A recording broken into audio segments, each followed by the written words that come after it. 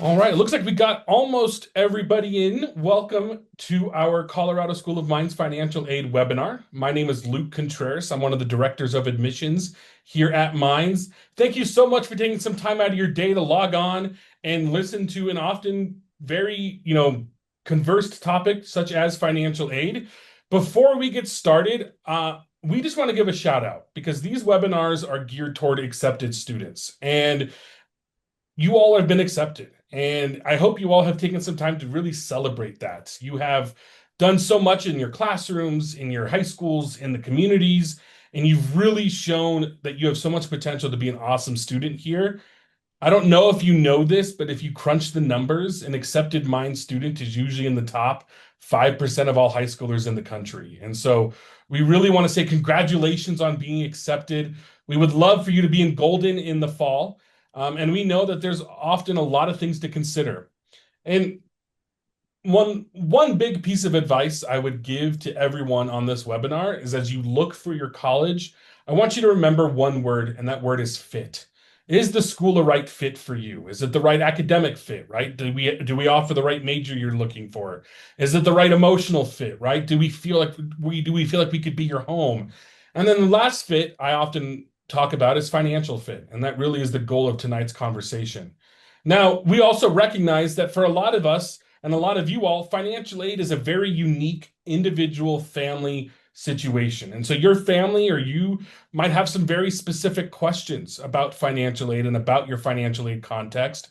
And we do hope we can provide some insight, but we want to be honest that tonight's webinar is really financial aid at a big picture, financial aid at a 10,000-foot view.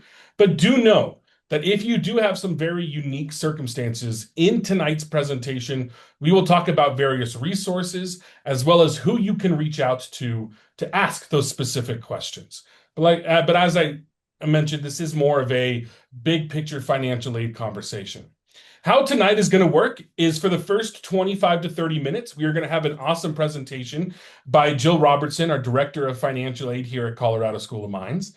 And then after her presentation, we are going to do an open forum Q&A.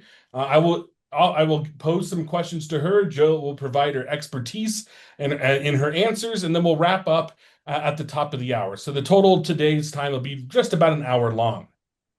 Now, it is a webinar, so the best way to pose your questions is going to be in the Q&A feature that you can find in that you can find on the webinar on the Zoom, and we have a whole team of staff in the background that can answer any questions and that can help along the ways when it comes to that. So to kick off the presentation to start the presentation feature, I want to introduce Jill Robertson, our Director of Financial Aid. And Jill, it's all you. Perfect. Good evening, everyone. Oh, good evening, everyone. Thanks for joining us this evening. What I'm going to be presenting tonight to you is kind of a re-engineered presentation. My staff has done a really good job of pulling together a presentation of really the most common questions we get from our incoming families, because the questions you have are 100% not are 100% questions that other families have. So don't feel like you are the only one. You're out on an island. You don't, you absolutely have the questions that everybody else does as well. So we're just going to start off. We're just going to talk about some basics, and then we'll answer some questions at the end. So go ahead, Luke.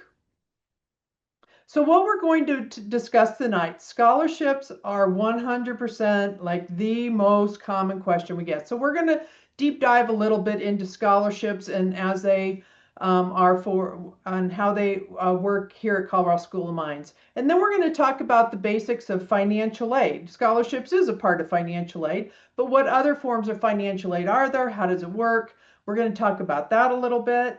And then some hot topics that we tend to get, especially when it comes around to finances, and try and answer some of those questions that you might have as well. So we're just going to move on to scholarships.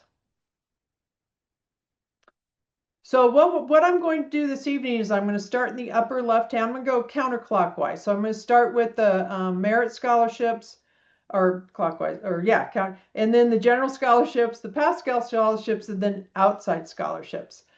So the merit scholarships, are based on your admissions application. The admissions office evaluates your entire application, and then they assign and offer to you either a president's or a provost scholarship. This amount and the name and all of that will be in your admission letter. So there wasn't anything else that you needed to do in order to receive that merit scholarship. It will be either the president's or the provost, like I said, and there will be a dollar amount in your admission letter. And then as we move on, if you're looking for additional forms of scholarships through Mines, then it's the general application. This application, you have to get your credentials set up because it is in Trailhead, this application, and it's a general scholarship application. So there's going to be all kinds of yes, no questions, some short answer questions, and these are for other forms of scholarships through our foundation that we have that we're looking for matches. And so those questions are what guides us through that. We will begin our review of those general scholarship applications starting on March 1st. So that's just around the corner. So if you have not started that process yet, now is the time. Please, please, please get it going. We do keep it open, so you absolutely can do the general scholarship application after March 1st, but you will not be in that first wave of us reviewing. But you can certainly do it. That general scholarship application is something you're going to want to do each and every year. So students, you're going to do it now as an incoming freshman or transfer, and then you're going to do it again as a sophomore, as a junior. You're just going to keep doing it because there are foundation scholarships that are for our continuing students as well. So that starts, and we will begin to notify, or we will notify about the middle of April is when we're able to get all those applications reviewed, scholarships assigned, and then the students will receive an email saying, hey, congratulations, you've been offered this scholarship along with that merit scholarship. Just so you know, we're not replacing or doing that. So we're giving you that scholarship, and we're going to let you know who the scholarship donor is and a little bit about them in that email. And then once you have done that general scholarship application and you hit submit, and you can't go back, once you hit submit, it's submitted, then other scholarship applications will open up, and those are our Pascal scholarships. So they're the Grucock, the Harvey, Starzer, and so on. These have different applications for each of those scholarships, and those are due March 1st, and that's a hard deadline. So please, if you haven't started this process, get going now. They will also, we're going to notify as quickly as we can with those scholarships. So Mines Merit was just from the admissions app. No FAFSA required for that or anything else. We always recommend you do the FAFSA at least once, and then we have the general scholarship app that's open right now. Get it done, because that will then open up other scholarships through our Pascal office, which are larger dollar amounts. So you definitely want to get those done now. And then outside scholarships, always a good thing to start that. Constantly, continually act. It's a job. It's just a part-time job that you're having to do to look. You're going to get lots of no's or lots of this doesn't apply, but you're going to hit some. So please continue to look for outside scholarships. Mines will do everything it can to stack these. We don't, there's very few cases that we actually have to replace our money for these. We do everything we can to stack these, but there are circumstances where we do have to make some adjustments. But in essence, we're trying to stack. So those are scholarships. So we're going to move on to the next slide. If you are having trouble with the scholarship portal, or you have questions surrounding the scholarship portal, we have this great video on finaid.mines.edu/scholarships that talks about the scholarship portal, how to get in it, how to navigate it, as well as there's also all other kinds of great information about scholarships on that webpage. Great video to watch. Okay, next. So let's talk about, now that scholarships have been discussed, now we're going to talk about other forms of financial aid. Go ahead, Luke. So these are the types of financial aid that you can receive if you complete that free application for federal student aid, or FAFSA, and I will call it the FAFSA for the rest of this presentation. What you can receive from that FAFSA is maybe a form of grant aid. Grant aid requires what is called need from the FAFSA, from your FAFSA. So if your FAFSA student aid index, or SAI, is very high, it's very unlikely that you'll receive grants. The lower it is, the more likely you could receive a grant. A grant is a form of gift aid. You do not have to repay it. It could be something titled such as the Federal Pell Grant, Colorado Grant, or Mines Grant. It will be listed as a grant on your aid announcement if it is a grant. Again, this is for students with high need based on that FAFSA information.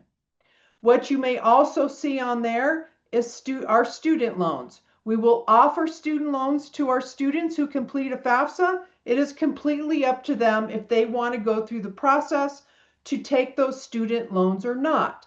All eligible students based on that FAFSA will be offered the freshman level if they are a freshman, or a transfer that we have not received yet. Your transfer credits will receive $5,500.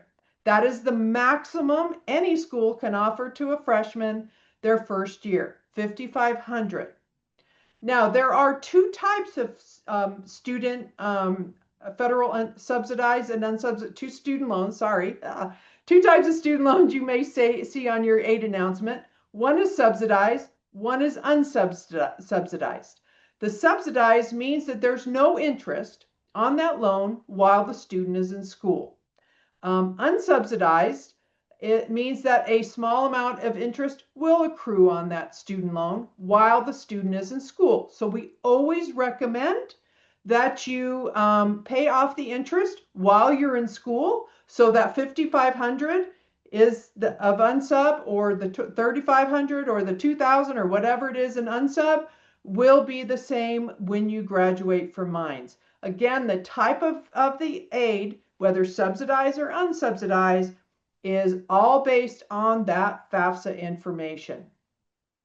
The other item that you will see on your aid announcement is a parent loan for dependent students. Parents can borrow what is called a Parent Plus loan, which is a loan that the parents can apply for that is a debt to them. They cannot transfer it to the student. Likewise with the student loans, although the FAFSA for both loans have to be completed each year, those student loans are never attached to the parent when it comes to any credit. This is only one option of loan that can be taken out, and we certainly want to make sure that families make the best decision for them on if you have to use loans, what kind of loan do you want to take out. And we always want to suggest you only take out exactly what you need, meaning what is it you need for tuition and fees, what is you need for other expenses. You don't want to over borrow if you can help that. And then the other and final thing you will see on there, and this again is based on that FAFSA, is what is called work study. These funds do not pay directly to the student account, so they're not going to pay towards tuition or housing or a meal plan. But what happens is you will see it on your financial aid, but the students will receive it as a paycheck. Twice a month they get paid. There will be jobs on our website, usually closer to when school starts. The students will get access to what is called Workday, and there's job board there, as well as we have a job, we could have a job fair during that first week of class as well. So students typically work about 10 hours a week, and that's all we really recommend for our freshmen. We certainly suggest they do work, but not too many hours. We certainly know academics is their #1 priority, but this helps to connect them. Especially if they're out of state, it connects them to a group of people, to other students that are working in that office, and we all hire students, every single one of us. So work study is going to be another form of aid that you may see on your aid announcement. Okay, Luke? So if you would like more information on different kinds of loans and how they work, here at finaid.mines.edu/loans, there is a how to fill the gap video. It's about 13 minutes long. It's great information, and it talks about all the different kinds of loans and how you may fill that gap in order to attend Mines. The other video that we have talks about student employment. finaid.mines.edu/student-employment. And that's a video about how you find a job, what kind of jobs are out there, and all kinds of good information about working on campus at Mines. Now, what you will receive from us once you have been admitted and once you have completed that free application for federal student aid, we run you through what is called our packaging process or awarding process. We take that information from the FAFSA and we put it into our system, and then we award you based on that student aid index that is calculated on that FAFSA. That index number is what determines the amount of need-based aid the student is eligible for. Now, when it comes to the aid announcement, so when a student is awarded, we will send them an email saying they've been awarded, and parents, you'll receive an email as well saying your student has been awarded, but we'll also mail you a physical award letter in the mail. And we will use the address that we have that you gave us as your home address. We follow the guidelines for best practices for aid announcements from our national organization as well as the Federal Department of Ed. And that is, we mark things clearly, we put them in buckets for you, and we give you as much information as we can on this aid announcement. So in section 1, you will see all the grants and scholarships. So you're going to see that Mines Merit Scholarship, and you're going to see any grant aid that we're able to award you based on that free application for federal student aid. Then the next section will be loans and work study. So if you, there will absolutely be a federal subsidized or unsubsidized loan on there, or both, based on that FAFSA information. But we'll also put on an option for a federal plus loan. We'll put on an offer for work to let you know that these are certainly options that you can take. And then below in section 3 will be build and other costs. So build by Mines. Always, always, always, you're going to have a tuition and fee bill at Mines, regardless of where you live. Always tuition, always fees, always, always every semester. So that's something that will be paid each and every year. But for your freshman year and sophomore year, if you're living on campus, if you haven't waived that, then there will be food allowance and housing allowance, which will match the general 2-person residence hall, freshman residence hall, and a middle of the road meal plan. So those will be on what it will be billed to Mines. This is not your bill. This is just your cost of attendance budget. These are estimates of what a student could have in the way of costs while they attend Mines for 1 year. The other things that we need to include in cost is books and supplies. The students will need to take care of that. We'll also have personal allowance, transportation allowance, and then loan fees for if the student takes the loans. So all of that will be our cost of attendance, and this happens to be a non-resident student. And then at the very bottom, we have that calculated net price. Okay, Luke. What is not on that aid announcement? So we talked about scholarships and grants. We talked about loans and work study based on that free application for federal student aid. What will not be on there is something called College Opportunity Fund. This is for Colorado residents. Usually the high school counselors are pretty good about getting the students going on this, but the Colorado students will do a process with the state, and then they will go through and do a process at Mines. They just have to do it once while they're here, but you have to do this. Even if for some reason you get a full tuition scholarship, we are not covering COF. So you're going to have something you have to pay if you don't do this COF process. So make sure you do this. Once you've made up your mind, Colorado residents, do the COF process. Make sure you authorize it through Mines.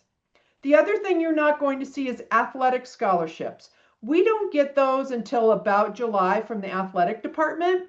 We will go ahead and award those, and then at that time you will see those athletic scholarships. But if you signed a letter, said you were going to get $2,000 from track, then you can count on the fact that you're going to get $2,000 from track, and you can just add it in there manually or do the math. The other thing is ROTC scholarships. We don't receive those until August. So make sure that if we're told you're going to get an ROTC scholarship, then you're going to get an ROTC scholarship. But we don't see those right away either. VA benefits. This is something that financial aid does not count. We don't see it. We don't know about it. We package based on that. No financial aid office will. These benefits go through the registrar's office and the bursar's office and never pass through financial aid. And then, of course, outside scholarships. Generally, by the time we're awarding in January, February, March, April, May, and we continue, we usually don't have outside scholarship information or a check. So we will begin, you want to begin reporting the scholarships you're going to be getting from external companies after you have confirmed a mine. So sometime in May, June, you want to start reporting those through Trailhead. And if you go to that scholarship page, it talks about it. And so that we can then say, okay, student has these resources coming in, and we can kind of keep tabs on what you have coming in the way of outside scholarships. Our students do very well with outside scholarships. So definitely keep working it, working it, working it. Okay, Luke? Here's some frequently asked questions we get to our office, which aren't always financial aid, but we're going to go ahead and answer those for you. The first one has to do with financial aid, which is what we call professional judgment. So every financial aid office that gives federal financial aid has an obligation to work with the families to adjust that FAFSA based on more current information. Because when you do the FAFSA, it's asking for 2024 tax information. When you consent, it's pulling in that information from the IRS, and you're just moving on with the FAFSA. So if something has changed, then we can certainly work to see if there's something we could do to adjust the FAFSA to maybe get you into grant aid or subsidized loan or something else. So circumstances like job loss, marital status changes are very common reasons we get for these professional judgments, or PJs as we call them. We do not make FAFSA adjustments for windfall income, voluntary retirement income. We get quite a few questions on that. And our website, finaid.mines.edu/PJ, will outline each circumstance that we're allowed to adjust. There are many that we cannot. It starts with you completing an adjustment form, an estimate for us. So on that web page, as you scroll down, there's going to be an estimation form. You're going to fill out to the best of your ability all the information that has changed. We're going to then estimate back to you via email, hey, if this is true, then this is what your information on your aid would adjust to. We can offer you this or that, or there's not any change based on the information you're giving me. And so we do these estimates, and then once they are due by April 1st, if you want to know before May 1st, if any adjustments will make a change. And then once you have confirmed the mines, then we can go ahead and make the changes for real. So please be very honest in this estimation form. Try not to guess too much. Kind of look at the numbers and be realistic, because we can only estimate back to you at that point. We don't want to touch your FAFSA for real until we know you're coming to Mines. We have all the documentation and we're ready to go because it will lock up your FAFSA. So we don't want to do that. So once you have said, yes, that estimate sounds good, I'm going to go ahead and confirm my enrollment, then we'll have you go through the entire process where you're going to need all the backup documentation to what you're saying on that estimation form. But there is a process for that. Colorado residency, not a financial aid thing, but we do get a lot of questions and it does impact your financial aid. So if you're eligible for in-state tuition classification, there's a whole Colorado section. Registrar has a whole thing, and there's our website about how to become a Colorado resident. We have a very 18 to 22-year-old students. So is it possible? Sure. Is it really realistic? Probably not. There's a lot of steps that maybe the student can't do because they are dependents on their parents. Usually we do see it, and we see it that junior or senior year if they're able to do it. Admissions will also help with the residency as you're coming into Mines. But as you have moved into Mines, then it's going to be the registrar in that process for residency. Please know, if your residency changes, so you are a non-resident, you received a non-resident merit award, a non-resident award announcement, you will be changed to a resident. So what you see as a non-resident on your aid announcement is not what you're going to see as a resident. It's always best to change the resident. If the parent now lives here or whatever, it's great. But just know things will change. So don't be shocked by that. We will change it to match our resident numbers. Are there other payment options? There absolutely is. The Bursar's office, and there is our website, has a payment plan that will start in April for fall. And you're like, April? We like yesterday said we were coming. I don't even know what the bill is. You're right. And for this first semester, you're not going to know what the bill is until like July. So what you're going to have to do is just estimate based on the numbers that you see on your aid announcement. And then as you get your bill, you can absolutely adjust those numbers, adjust the payments to help with if you want to be on the payment plan. The payment plan for fall does end in October. So if you wait until August to do it, then there's just 2 payments. So the earlier you can get in there, the more payments that you can make. And then we have some helpful websites. So here's how to fill the gap. Again, that is on our loans. So finaid.mines.edu/loans. Then we have student employment and work study, which is on our finaid.mines.edu/student-employment. And then please, please, please subscribe to our newsletter. If you go to our website and hit contact, it's almost on every page, I think. It's an opt-in, opt-out. So if you don't end up coming to Mines, or if you do and you just wanted it for the first year, you can just say you want out at any time. So it's a great way to see what else is coming up, because sometimes students aren't great at communicating. So this way, my staff is able to get you a newsletter that says, hey, registration's coming up. Hey, FAFSA should be done. Hey, hey, hey, just to kind of give you a little poke on things that might be coming up and good information that you need to know. Here are some, sorry about my dog, if you can hear it, he's mad. Here are some information on other offices. So information technology, if you're having a hard time getting your credentials to work, or if they've expired, the student needs to call that number, 303-278-4357, to get everything reset. Then the Bursar's office, they do the billing, they do the payments, they do the 529 plans, they do all of that. It's the bursar's office. Admissions, you know them, they're our friendly folks. Pascal Center, if you have question regarding the Pascal scholarships, you can go to their website and they actually even have the questions that are being asked on those scholarships.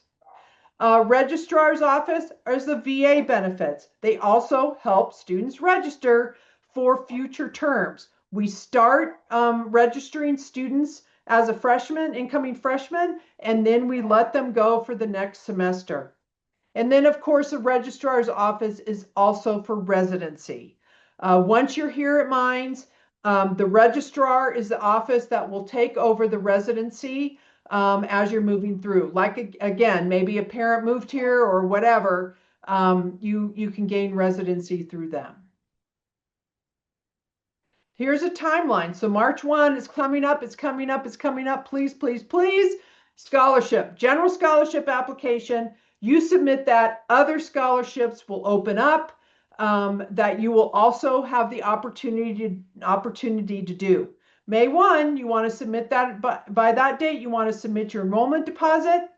June and July, we're going to start communicating with you about making those loan decisions and what the steps are to be able to receive those loans. Students have 3 steps they have to go to. So they absolutely know they're taking a loan. There's 3 steps. So we'll send all that information to you.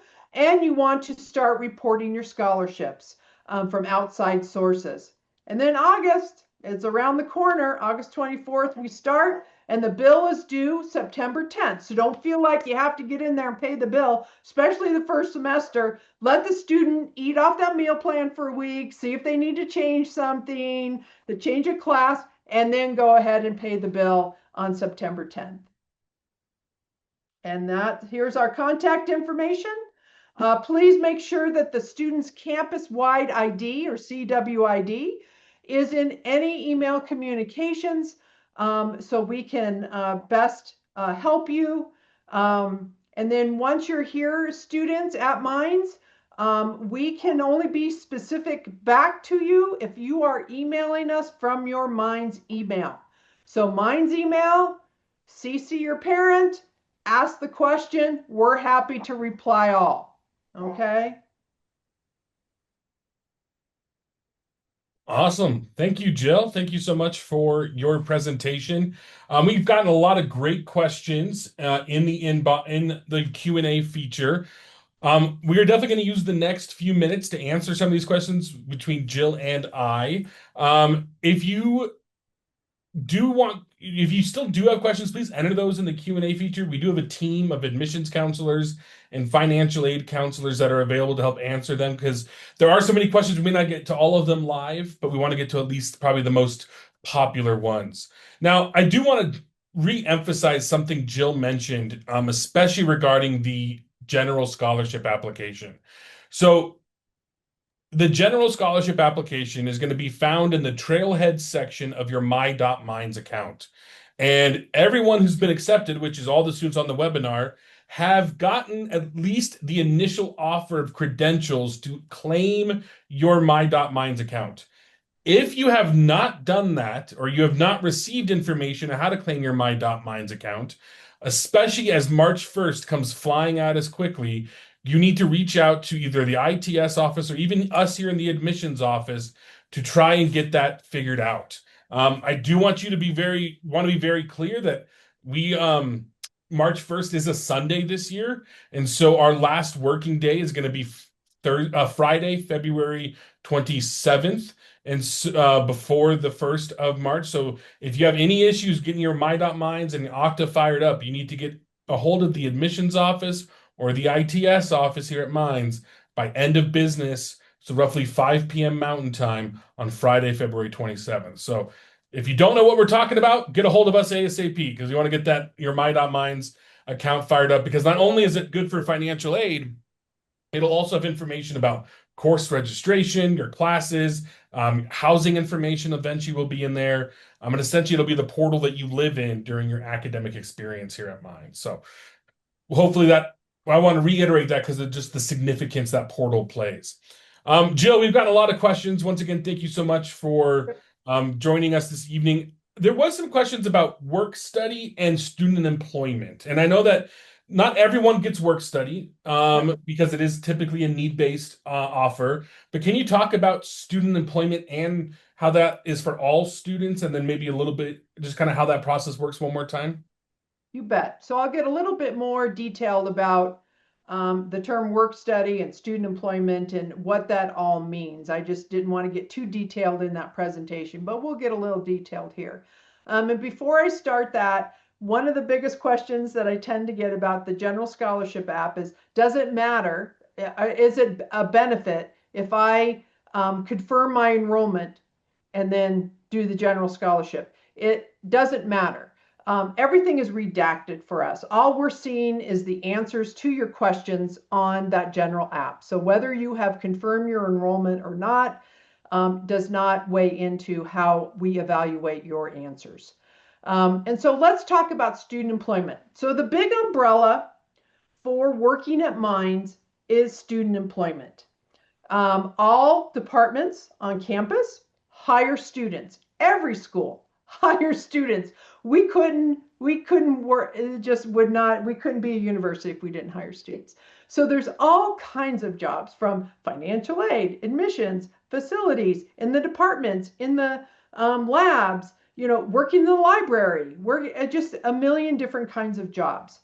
Now, how you get paid has to do with work study or not work study. So we have federal work study and we have Colorado work study. Those are the two forms of funding we get from, obviously, the federal government and the state of Colorado to employ students. So if you have a work study allocation in that section on your award announcement, then the departments are quite eager to have you. We do not have enough work study to go around. So if you do not have a work study award on there, absolutely, you can still work on campus.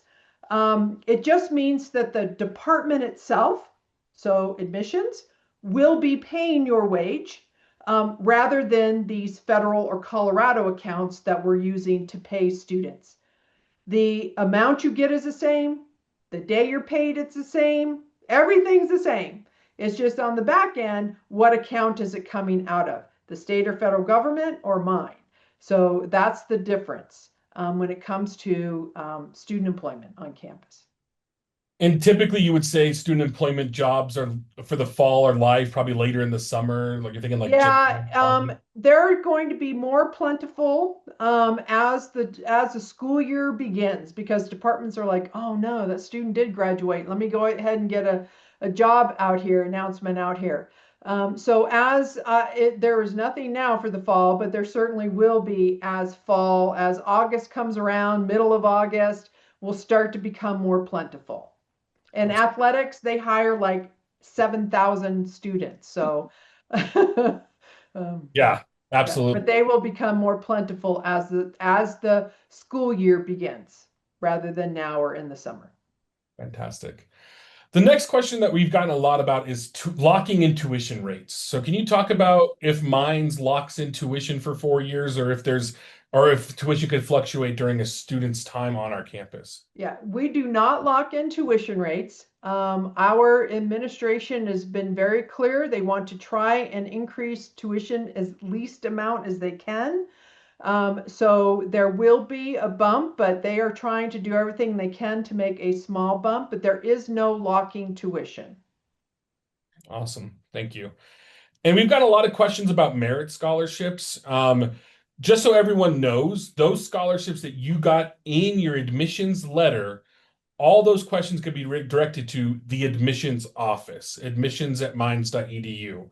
We handle those. Our financial aid colleagues handle like the FAFSA and the general scholarship application. So if you have questions about your merit scholarship in your admissions letter, the president's or the provost scholarship, please reach out to admissions@mines.edu with any of those questions. Our FinAid colleagues can definitely help with any of the FAFSA, the GSA, the general scholarship application, professional judgments, stuff like that.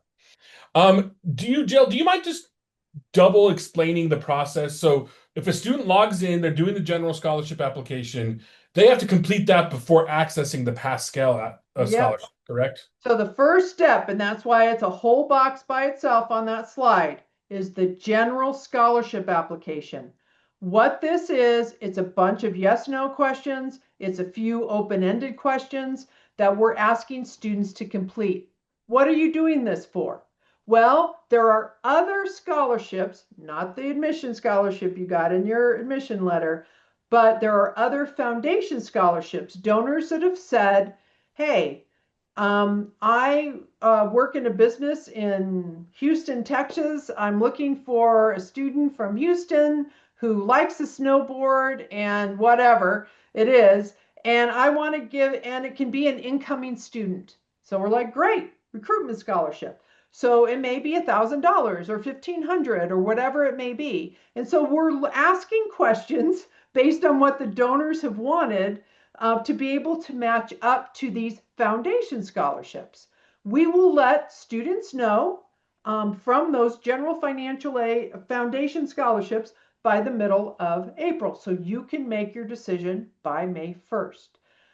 That application, although it will remain open, we begin to review the scholarships on March 1st.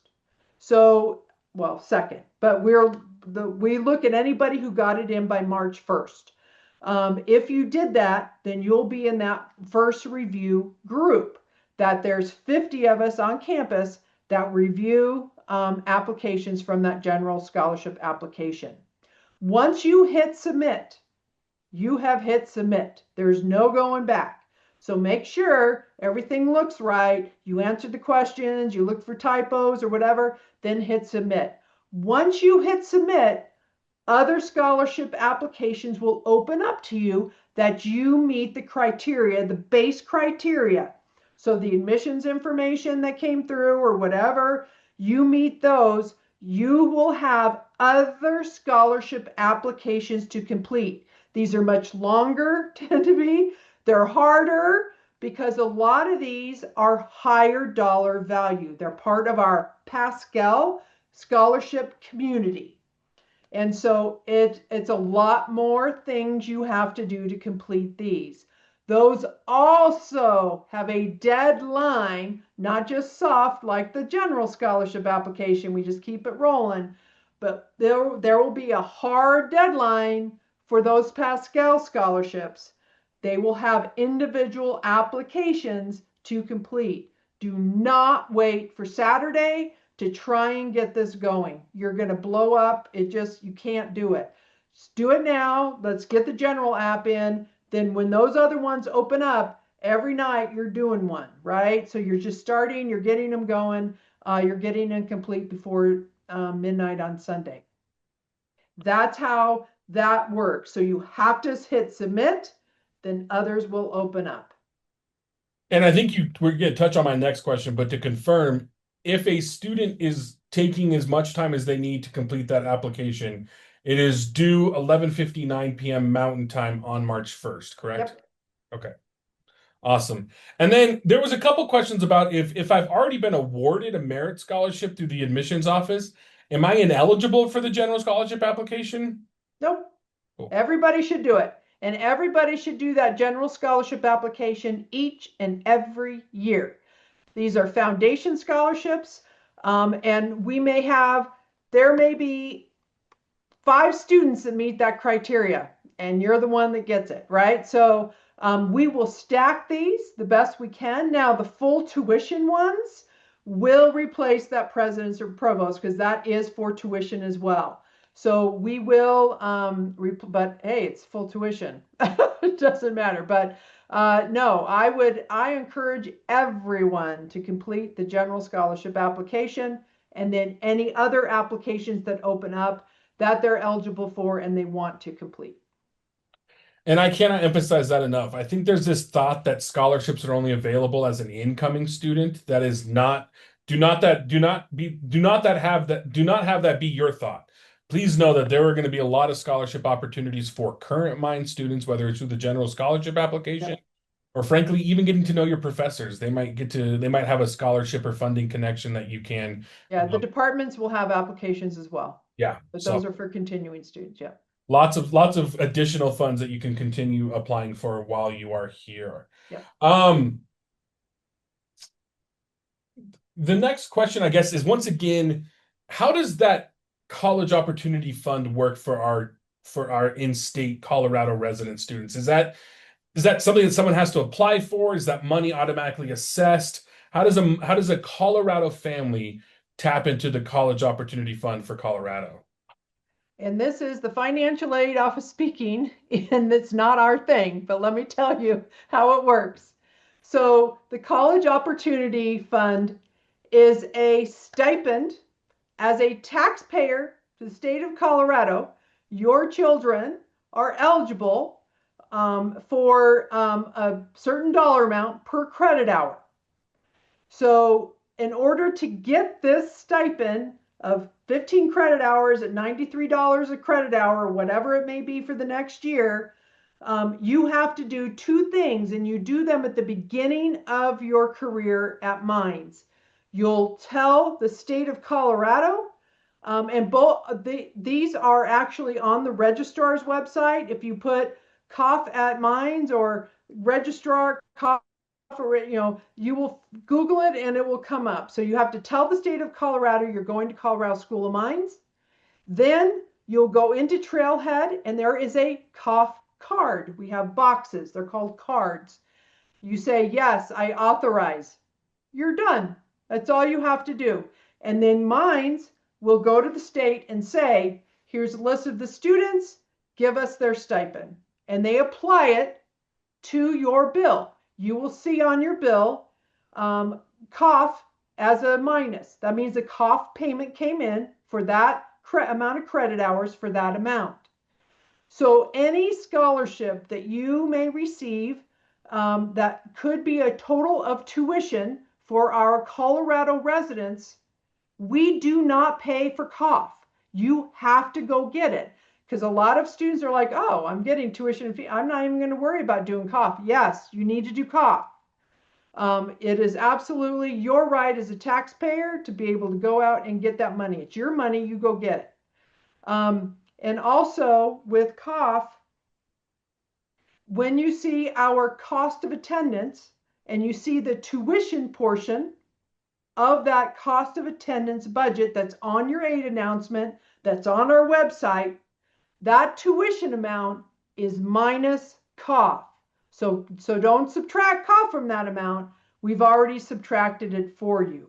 So what you see is what will be paid by financial aid, by the parent, by the 529 plan, whatever it is. That amount is what the tuition that will need to be paid by whatever avenue. But cough would have already been taken into account when it comes to our cost of attendance budget.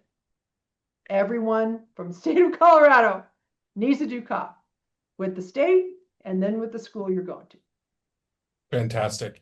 Now, you mentioned in the scholarship section about outside scholarships, and I was curious if you had any advice of how to find those outside scholarships. Are there any databases that students can start looking into? Because I think sometimes people kind of dismiss those because they're like, oh, everyone's applying for those. Like, Yep. I have no chance for that. But like, do you have any Yep. insight about advice on how to find those outside scholarships? I have no secret handshake or snaps or whatever. No one does. This is all about just hard work. Looking. Make sure you have a spreadsheet. You know when the time deadlines are for those scholarships. Read the first paragraph or so of those scholarships because you may see a title of scuba diving. You're like, I don't scuba dive. Well, read it because you may not have to scuba dive. You just need something else. So read to make sure that you don't disqualify yourself just by the title. Read it. We have some search engines on our website under that finaid.mines.edu/scholarships. We have an outside scholarship section that talks about looking for outside scholarships, but it's about staying organized It's about staying dedicated. If you have too many oars in the water, too many, whatever you want to say, too many things going on, you're working, you're in sports, you're in band, you're blah, blah, blah. You need to cut something back because you've got to add this in and you've got to put in the time. And you're going to get a lot of no's, but you're going to get a yes. And that $1,000 was worth like every ounce of, all the time you put in, you just got $1,000. So you want to definitely do that. And the other thing I can say is write a good, just general letter about you, what you want to do, why you're going to mines, what you want to do once you graduate, or you're going to college, what am I going to do when I graduate, and how you want to change the world. Walk on water in this letter. And then you have a nice base so that all you have to do is when they want a statement, you just tweak it for that scholarship. But you always have that good, solid base letter. And a lot of times now, high school seniors, is part of a class that they write these letters. So you just want to make sure that you just have that good, solid base of the scholarships. Spreadsheet to make sure that you keep track of everything. And make it a Absolutely. family affair. Everybody in. If you have a younger sibling that's a sophomore or junior in high school, get them on it because they might find something for them. You never know. Absolutely. And I think one big piece of advice that I would give is there's a lot of free scholarship databases. If you log onto a scholarship database or search engine that asks you to pay to use their service, don't, because there's a lot of these free, awesome ones. And to really kind of put into perspective, I know the article was a couple years old now, but Forbes magazine had an article that $100 million of scholarships went unawarded because not enough students applied. So there are these scholarships out there. And like Jill said, it is sometimes a little bit of a part-time job. But it can be super fruitful if you find that right scholar, that right organization with that right scholarship. And being that you're an accepted mind student, you're an exceptional student, and you have a lot of cool things that you can showcase. Now, Jill, can you just give some basic advice if a family wants to reach out to your office, they want to start a conversation? Because, like I said, this is sometimes it's a very unique situation to the family. What's the best way to reach out to your team? Does the student need to be on the phone call or the email? Just what is the best way to get a hold of a financial aid teammate to really talk about the financial aid offer or any specific unique questions a family may have? Yeah, so I put that on the last slide, our contact information. You can email or call us. We're open 8 to 5, Monday through Friday. Um, it's always best to get the student involved right away because a lot of parents are like, well, I pay the bill. Well, but your student is the one that would go to collections, not you, because it's their debt, it's their bill. So you always want to get them involved in this process from the get-go so that they know they understand I need to go into financial aid, I need to ask this and that, and they're not intimidated. They know what's going on. They've been part of it the whole time, and we can get them going that way. But yes, email us, finaid@mines.edu. You can, on our website, you can do an online Zoom if that's how you'd like to do it. But we like to certainly, or you can call us 303-273-3301. But we are there 8 to 5 Monday through Friday, and we're happy to answer any of your questions. Awesome. Well, Jill, thank you so much for taking some time to hang out with us and our accepted students and families. We are quickly approaching the 6 o'clock hour, or the top of the hour, so I want to be respectful to everybody that logged in today and are virtually with us today. Um, Please know that there is an awesome culture of support here at Colorado School of Mines. So if you have a question, you can either reach out to the admissions office about any general questions, and then hopefully you got a great sense that our financial aid office is an awesome resource for those specific financial aid questions. Now, we recognize that as February comes to an end, we are just a little over 60 days until the May 1st deadline, and May 1st is the day you have to pick your university by. And please know that through the rest of the spring, there are some awesome opportunities to keep interacting with Colorado School of Mines. If you go to tour.mines.edu, you will see all of our on-campus accepted student programming. We offer accepted student info sessions multiple times a week. we are about to hit the road, and we do accepted student receptions, and in big cities for us, cities such as Houston, Dallas, Austin, Seattle, Southern California, Northern California, just to name a few. So if you're in one of those communities and you get invited to one of those events, we would love to meet with you and answer these questions. But we would love for you to come visit campus as well and kind of see and feel what your future university can be. I get asked, oh, one other thing I want to highlight before we wrap it up is on March 25th, so a month from today, we are going to be doing a similar style webinar about residence life, about living on campus. So if you want to hear from our residence life staff, being that, we do have that 2-year residential requirement, please keep an eye out to attend the residence life webinar on March 25th. I don't know what day of the week, I apologize, but March 25th, and that will be a 5 p.m. to 6 p.m. Mountain Time event. So keep an eye out for that. But last thing is, I get asked all the time, why should a student pick Colorado School of Mines? And I think hopefully you've seen today and you've seen throughout your college search process that this is a school of passion. This is a school of driven students that really want to kind of save the world or change the world for the better. I often joke, if you want to be a STEM Avenger, Mines is the place to be for you, because our students are truly learning skills and learning new concepts within the engineering and applied science, and they really want to make a positive impact on the world. And frankly, they're not afraid to embrace their inner nerd. The word nerd is not a 4-letter word here, it's a way of life. So if you're a nerdy student that loves a driven community that supports each other, Mines is a great, and also in a beautiful part of the country. Mines is a great institution for you. Thank you so much for attending today's webinar. This will be posted on our Mines Admissions YouTube page within 72 hours. So you will get you can check this out or re-reference this at a later date if you would like to. Once again, for any questions for the admissions office, admissions@mines.edu is the best email address. And for all financial aid questions, finaid@mines.edu is a great resource. Jill, thank you so much for logging in today. To all of my teammates in the back, on the back end, answering questions virtually from the admissions office and financial aid office, thank you. And to you, our accepted students and families, thank you. Congratulations, and go Ore Diggers. Good night, everybody.